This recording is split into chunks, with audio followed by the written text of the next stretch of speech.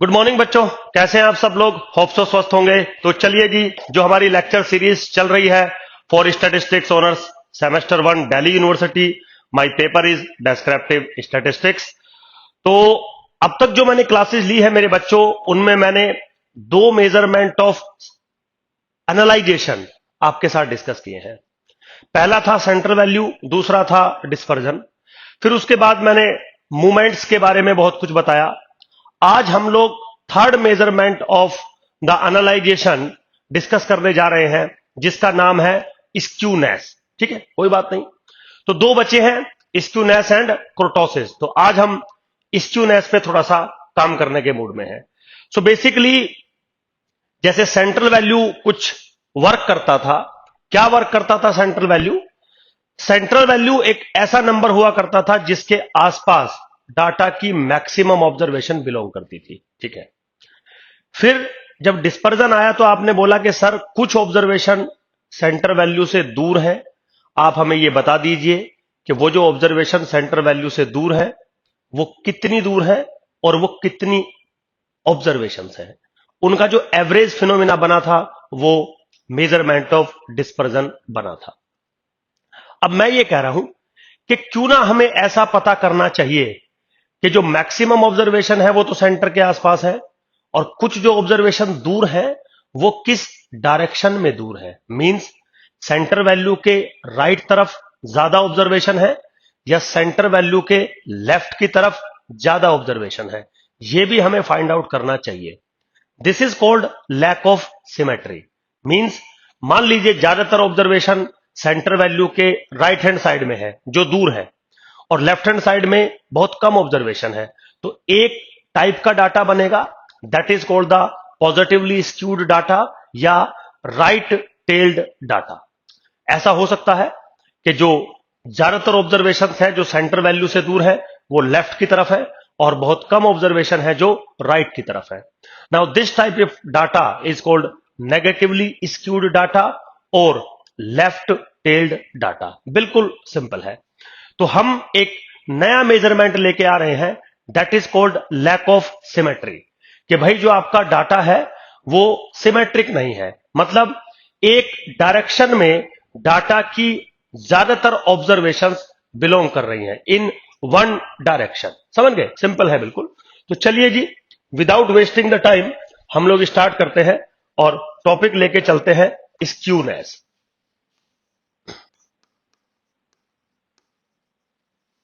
ठीक है बेटा, तो स्क्यूनेस क्या मेजर करता है? Lack of symmetry. ठीक है जी, skewness measures the lack of symmetry.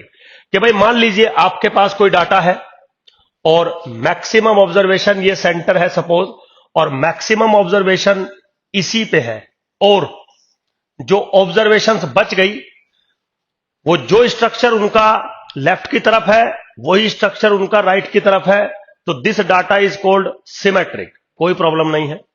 लेकिन कभी कभी क्या होता है मेरे बच्चों, डाटा का जो स्ट्रक्चर होता है, चलिए यहीं पे बना देते हैं, डाटा का जो स्ट्रक्चर होता है वो कुछ इस तरीके से वर्क करता है। मान लीजिए फॉर एग्जांपल ऐसे कुछ आपका वर्क करेगा। तो डाटा यहां से चला, मैक्सिमम लिया उसने, और वो एक तरफ ऐसे चला गया। समझ गए बेटा? तो क्या हुआ, सेंटर वैल्यू की बात करें तो सेंटर वैल्यू यहां पे है और मैक्सिमम ऑब्जर्वेशन सेंट्रल वैल्यू के आसपास ही है, बट जो ऑब्जर्वेशंस दूर है वो किस तरफ दूर है? वो राइट हैंड साइड की तरफ दूर है। तो this type of data is called positively skewed या राइट टेल्ड डाटा। कोई प्रॉब्लम नहीं है। सिमिलरली कुछ डाटाज मेरे ऐसे भी हो सकते हैं, जो थर्ड केस है मेरा, कि भाई मान लीजिए आपने डाटा की प्लॉटिंग करी है ना, और डाटा आपका कुछ इस तरीके से बिहेव कर रहा है, ऐसे। समझ गए? तो यहां पे भी वही खेल है मेरे बच्चों, क्या कि सेंटर वैल्यू आपने ये बनाई होगी, ज्यादातर डाटा सेंटर वैल्यू के आसपास है, कुछ डाटा दूर है लेकिन वो लेफ्ट की तरफ दूर है। तो this type of data is called negatively skewed या लेफ्ट टेल डिस्ट्रीब्यूटेड डाटा। बिल्कुल सिंपल है। तो हमने सेंट्रल वैल्यू मेजर कर ली, हमने डिस्पर्जन मेजर कर लिया।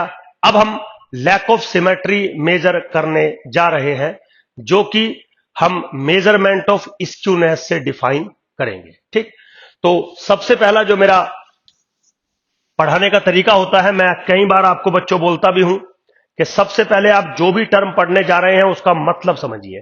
तो स्क्यूनेस बेसिकली क्या करता है, वो डाटा के अंदर अगर लैक ऑफ सिमेट्री है तो उसको मेजर करता है। चलिए, अब सबसे पहले सवाल आता है कि अगर ये लैक ऑफ सिमेट्री को मेजर करता है तो सुधीर सर आप मेजर करवाओगे कैसे?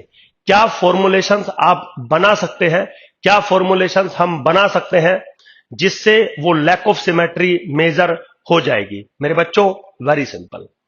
सबसे पहले तो क्या हुआ, लैक ऑफ सिमेट्री या स्क्यूनेस अगर आप मेजर करेंगे तो दो टाइप के फॉर्मुलेशन आपको डिस्कस करने होंगे। One is absolute measurement of skewness, another is relative measurement of skewness. क्योंकि मैंने आपको बोला था कि जब भी हम किसी चीज को मेजर करते हैं, specially in case when we use the comparative theory, तो मैं हमेशा रिलेटिव मेजरमेंट ऑफ स्क्यूनेस का यूज करूंगा। अब रिलेटिव मेजरमेंट क्या होते हैं, एब्सोल्यूट मेजरमेंट क्या होते हैं, ये मैं अपनी पिछली क्लासेस में आपको ऑलरेडी बता चुका हूं, बहुत सिंपल था।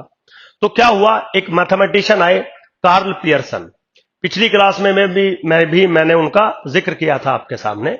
और कार्ल पियर्सन सर ने ये बोला कि देखो, हमने आपको ये बताया है कि अर्थमेटिक मीन और मोड के बीच में कोई रिलेशनशिप नहीं होता। मींस अर्थमेटिक मीन मोड से बड़ा भी हो सकता है, अर्थमेटिक मीन मोड से छोटा भी हो सकता है, मीडियन इन दोनों के बीच में होगा।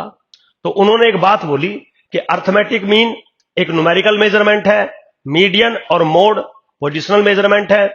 तो जितना डिफरेंस अर्थमेटिक मीन और मीडियन, जितना डिफरेंस अर्थमेटिक मीन और मोड के बीच में बढ़ता चला जाएगा, एक्सटेंड होता चला जाएगा, उतना ही मेजरमेंट ऑफ स्क्यूनेस आता चला जाएगा। अगर अर्थमेटिक मीन की वैल्यू बड़ी है मोड से या मीडियन से, तो data is called positively skewed, क्योंकि इस केस में जो एक्सट्रीम ऑब्जर्वेशंस हैं वो राइट की तरफ बिलोंग करती हैं, तो पॉजिटिवली स्क्यूड डाटा हो जाएगा। और अगर अर्थमेटिक मीन छोटा है मोड से, तो डाटा नेगेटिवली स्क्यूड हो जाएगा। बिल्कुल सिंपल। तो सबसे पहले मेरे बच्चों हम एब्सोल्यूट मेजरमेंट ऑफ स्क्यूनेस पढ़ते हैं। क्या पढ़ते हैं? Absolute measurement of skewness.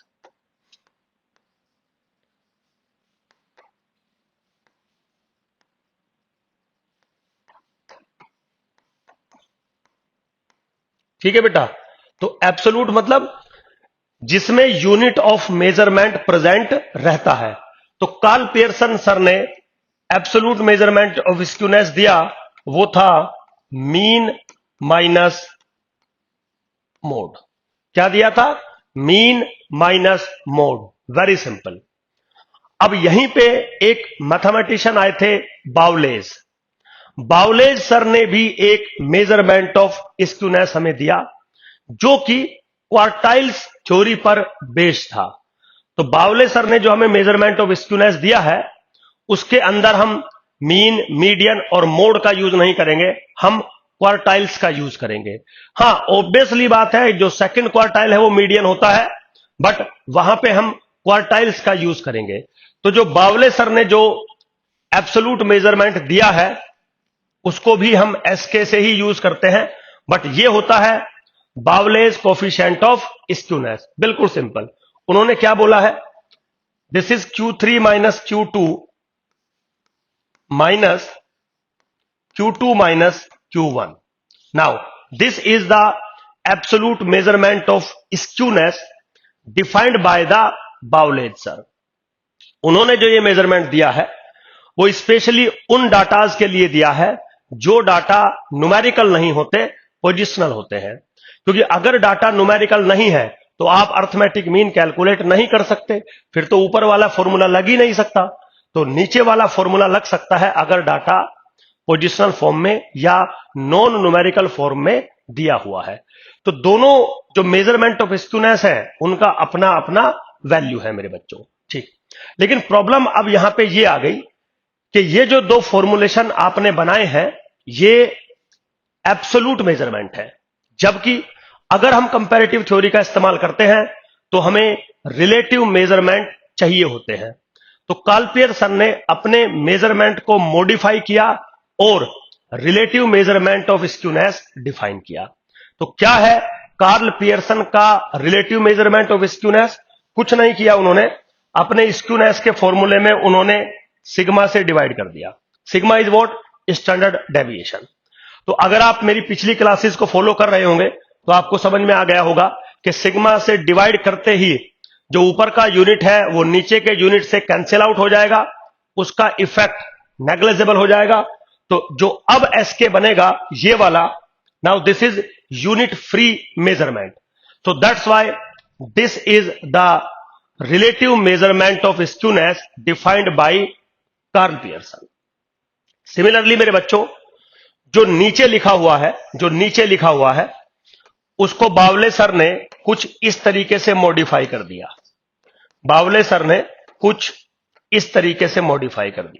समझ रहे हो? अब इसमें भी वही खेल हो गया, जो ऊपर की यूनिट थी वो उसका इफेक्ट कैंसिल आउट हो गया नीचे वाली यूनिट से। तो क्या हो गया? ये एक प्योरली नंबर बन गया। सो सेकंड वाला is nothing but relative measurement of skewness defined by Bowley's. तो बावलेज और कार्ल पियर्सन दो साइंटिस्टों ने हमें मेजरमेंट ऑफ स्क्यूनेस दिया है, कोई प्रॉब्लम नहीं है। अब थोड़ा सा अगर हम और डीप डिस्कशन करें तो मेरे बच्चों, बहुत बार आपने ये देखा होगा, स्पेशली अगर हम कार्ल पियर्सन की बात करें, कि जो डाटा का मोड होता है वो इल डिफाइंड होता है, वेल डिफाइंड नहीं होता। अब इल डिफाइंड का क्या मतलब होता है ये मैं मोड की क्लास में आपको पढ़ा चुका हूं। तो अगर कहीं पर डाटा इल डिफाइंड है, मोड इल डिफाइंड है, तो मैं मोड का यूज नहीं करूंगा, मैं वो फॉर्मूला यूज करूंगा मोड के प्लेस में जिसमें mode is equal to 3 median minus 2 mean हुआ करता था। तो अगर वो फॉर्मूला मैं यहां इस्तेमाल कर दूं तो वैल्यू बनेगी 3 times mean minus median divided by sigma. So be careful. Karl Pearson coefficient of skewness दो तरीके से डिफाइंड होता है, या तो आप ऐसे डिफाइन करिए if mode is well defined, या फिर आप ऐसे डिफाइन करिए if mode is ill defined, कोई प्रॉब्लम नहीं है। दोनों ही केसेस में आप चाहे कार्ल पियर्सन का कोएफिशिएंट यूज करें, आप चाहे बावले का कोएफिशिएंट यूज करें, दोनों ही केसेस में अगर एसके की वैल्यू पॉजिटिव है तो पॉजिटिवली स्क्यूड, नेगेटिव है तो नेगेटिवली स्क्यूड, और अगर इक्वल है जीरो के तो नो स्क्यूनेस लिखो, या फिर लिखो डाटा इज सिमेट्रिक। समझ गए? तो positively skewed, negatively skewed and data is symmetric, तीन टाइप की बातें बताई जा सकती हैं। लेकिन सिर्फ ये नहीं बताना होता कि पॉजिटिवली स्क्यूड है या नेगेटिवली स्क्यूड है या सिमेट्रिक है। अगर पॉजिटिवली स्क्यूड है तो उसका मैग्नीट्यूड भी आपको बताना पड़ता है कि भाई कितना उसका मैग्नीट्यूड है। बिल्कुल सिंपल है, कोई ऐसा टिपिकल टास्क नहीं है। तो चलिए मेरे बच्चों थोड़ा और आगे चलते हैं। अब ऐसा हुआ, आपने डिफाइन तो कर दिया कि भाई स्क्यूनेस आप कैसे मेजर करेंगे, स्क्यूनेस का मीनिंग क्या होता है, दो टाइप की फॉर्मुलेशन आप लगा सकते हैं, एब्सोल्यूट और रिलेटिव। अब दो टाइप के डाटाज होते हैं, तो दो टाइप का ही सिनेरियो हम लोग डिस्कस करेंगे क्लास के अंदर, एक कार्ल पियर्सन जो न्यूमेरिकल है और एक बावलेज जो पोजिशनल है। अब सवाल जैसा अभी मैं आपसे पूछ रहा था कि मेरे बच्चों मान लीजिए मैं कार्ल पियर्सन की बात कर रहा हूं, तो कार्ल पियर्सन में आपने ये तो कह दिया कि अगर एसके की वैल्यू पॉजिटिव है तो पॉजिटिवली स्क्यूड, नेगेटिव है तो नेगेटिवली स्क्यूड। लेकिन क्या आप ये बता सकते हैं कि अगर Karl Pearson coefficient of skewness positive होता है तो कितना पॉजिटिव हो सकता है? मींस सीधा सीधा क्वेश्चन आता है कि find the limits of Karl Pearson coefficient of skewness, find the limits of Bowley's coefficient of skewness, मतलब इनकी लिमिट्स क्या हो सकती है। अगर ये पॉजिटिव हो सकते हैं तो कितना पॉजिटिव हो सकते हैं, नेगेटिव हो सकते हैं तो कितना नेगेटिव हो सकते हैं। तो मेरे बच्चों मेरा अगला क्वेश्चन है limits for Karl Pearson's coefficient of skewness, Karl Pearson coefficient of skewness. ठीक है मेरे बच्चों, चलिए कोई प्रॉब्लम नहीं है।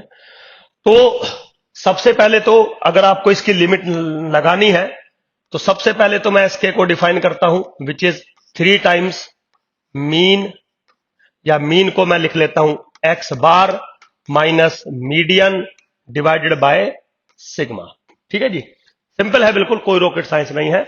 ऐसा होता है, मैंने ऐसा क्यों ले लिया, मैं मान के चल रहा हूं कि सपोज मान लीजिए जो मोड है मेरा वो इल डिफाइंड है, तो वेल डिफाइंड है तो भी फॉर्मूला बनेगा, और इल डिफाइंड है तो भी फॉर्मूला बनेगा। चलिए इसको इक्वेशन नंबर स्टार डाल के छोड़ दीजिए।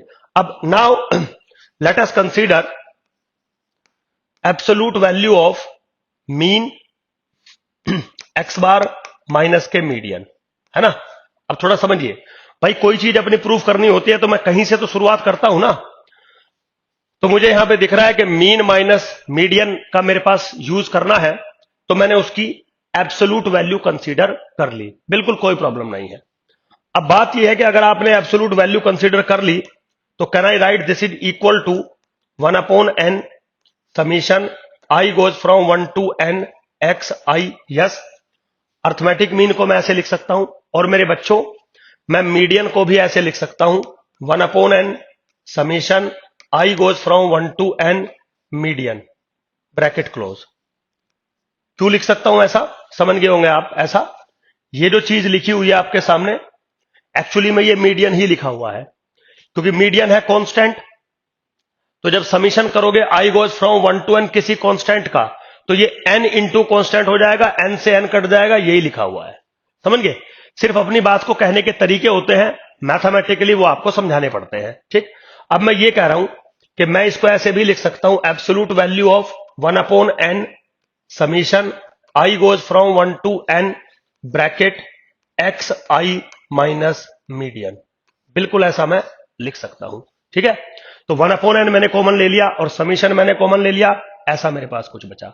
अब आपके पास क्या वैल्यू आ रही है मेरे बच्चों, आपके पास वैल्यू आ गई absolute value of x bar minus median is equal to absolute value of 1/n summation i goes from 1 to n bracket x i minus median. ठीक है, अब मैं ये कह रहा हूं बच्चों कि ये जो चीज है this is less than equal to 1/n summation i goes from 1 to n absolute value of x i minus के मीडियन। ऐसा मैं लिख सकता हूं, क्यों, क्योंकि मेरे पास रूल है। रूल क्या है, absolute value of a plus b हमेशा लेस देन इक्वल टू होता है absolute value of a plus absolute value of b के। वेरी सिंपल, तो वो रूल मैंने यहां लगा दिया। ठीक, अब मैं ये कह रहा हूं बच्चों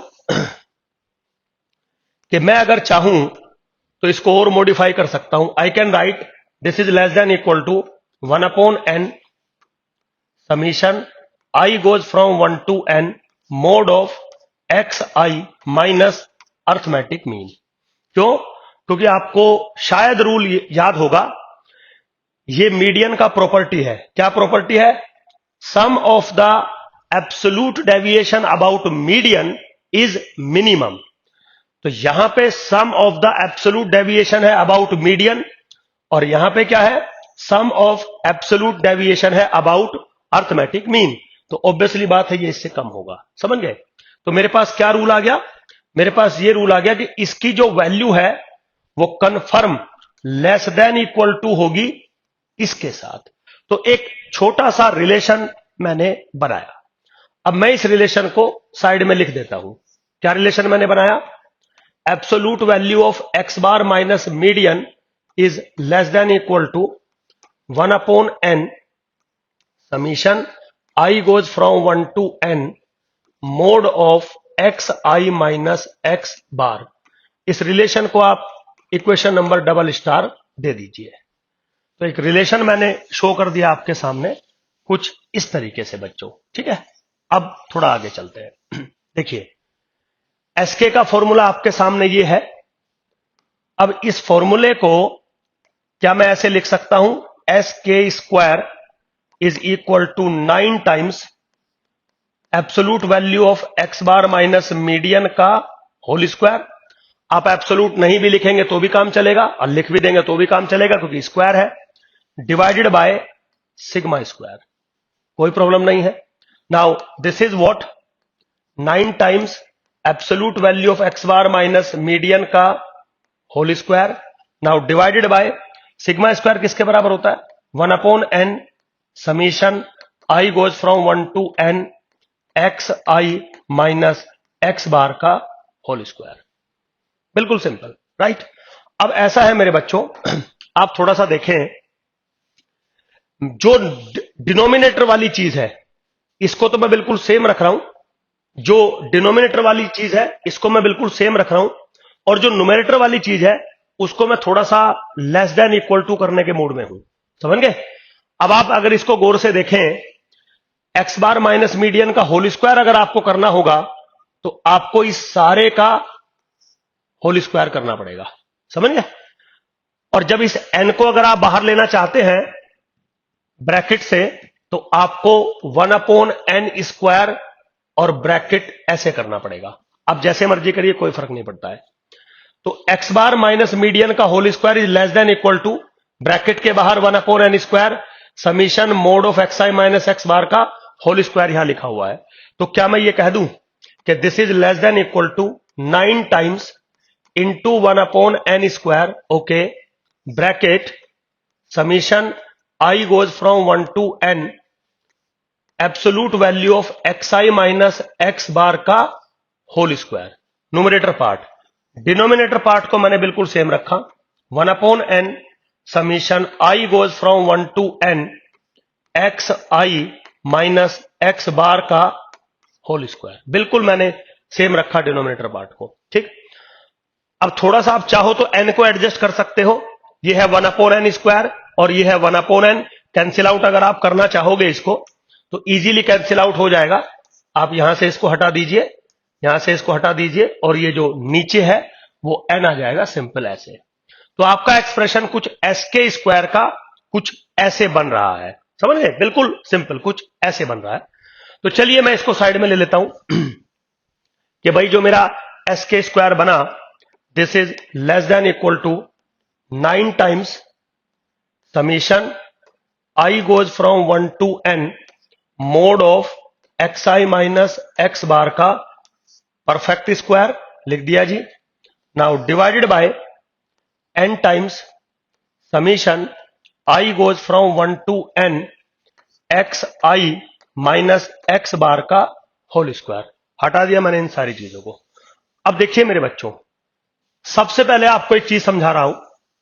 एक है हमारे पास कोची-श्वार्ट्ज इनइक्वालिटी। क्या है कोची-श्वार्ट्ज इनइक्वालिटी? के summation a i into b i goes from 1 to n का whole square is always less than equal to summation a i square i goes from 1 to n into summation i goes from 1 to n b i square. ठीक है बेटा, ये सारी चीजें आपको यहां proof नहीं करनी है, ये सारी चीजें मैथमेटिक्स का पार्ट है। तो वन इज कोची-श्वार्ट्ज इनइक्वालिटी, क्या कहती है कि अगर आपके पास बहुत सारे रियल नंबर्स हैं ए आई और बी आई, ठीक, तो उनके प्रोडक्ट के समीशन का whole square confirm less than equal to होगा summation of a i square into summation of b i square. Whatever be a i real number, whatever be b i real number, कोई problem नहीं है। अब अगर मैं इस चीज को यहां पे अप्लाई करना चाहूं फॉर ए सेकेंड, तो मैंने क्या किया, मैंने लेट कर लिया ए आई को, मैंने लेट कर लिया mod of x i minus x bar, और बी आई को मैंने लेट कर लिया 1। Suppose for example a i को मैंने लेट कर लिया mod of x i minus x bar, और बी आई को मैंने पुट कर लिया या लेट कर लिया 1। तो ये चीज अगर मैं यहां लगाऊं तो शायद मुझे जो रिजल्ट मिलेगा वो क्या रिजल्ट मिलेगा, मुझे रिजल्ट मिलेगा summation i goes from 1 to n mod of x i minus x bar into 1 का whole square is less than equal to summation i goes from 1 to n x i minus x bar का whole square into summation i goes from 1 to n 1। समझ गए? Now summation a i square summation b i square. ठीक है बेटा। अब ये जो चीज है ये n के बराबर है, ये जो चीज है वो n के बराबर है, क्योंकि 1 प्लस 1 प्लस 1 n के बराबर है। तो यहां से मैंने इसको कैंसिल आउट किया और इस n को मैं नीचे ले आया, इस n को मैं नीचे ले आया, कोई प्रॉब्लम नहीं है। आप एक काम करो, इसको भी नीचे ले आओ।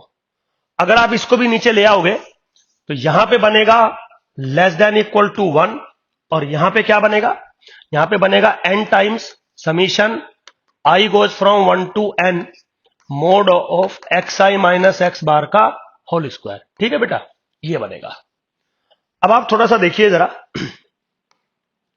ये जो चीज है, ये वाली चीज यहां तक बिल्कुल सेम लिखी हुई है, समझ गए? बिल्कुल सेम लिखी हुई है। Summation mod of x i minus x bar का होल स्क्वायर लिखा हुआ है, नीचे n times summation x i minus x bar का होल स्क्वायर लिखा हुआ है। ये चीज क्या है? Less than equal to 1। इसका मतलब ये चीज भी लेस देन इक्वल टू 1 होगा, मल्टीपल है 9 का, इसका मतलब ये सारा चीज जो होगा वो less than equal to 9 into 1 यानी कि 9 के बराबर होगा। ठीक है, तो यहां से मुझे क्या हिंट मिल गया मेरे बच्चों? यहां से मुझे एक हिंट मिल गया कि जो मेरा एस के स्क्वायर है, जो मेरा कार्ल पियर्सन कोफिशिएंट का स्क्वायर है, this is less than equal to 9। अब ये पॉजिटिव भी हो सकता है, नेगेटिव भी हो सकता है, तो मैं क्या लिखूंगा? सर, जो एस के की वैल्यू है वो lies between -3 to 3। Be careful. समझ गए? बिल्कुल सिंपल है, कोई ऐसा रॉकेट साइंस नहीं है। तो हम क्या कह रहे हैं कि जो कार्ल पियर्सन कोफिशिएंट स्क्यूनेस है वो कंफर्म -3 और 3 के बीच में बिलोंग करेगा। मेरे बच्चों, इसका जो प्रूफ है बिल्कुल सेम तरीके से डिफाइन आपको करना है इन द एग्जाम। तो होप सो आपको चीजें समझ में आ रही होंगी। आज मैंने स्टार्ट किया स्क्यूनेस, तो ज्यादा लंबी वीडियो नहीं बना रहा हूं, तो आपको समझाया कि स्क्यूनेस क्या मेजर करता है, कैसे डिफाइन करता है। आपने सेंट्रल वैल्यू बता दी, आपने डिस्पर्जन बता दिया।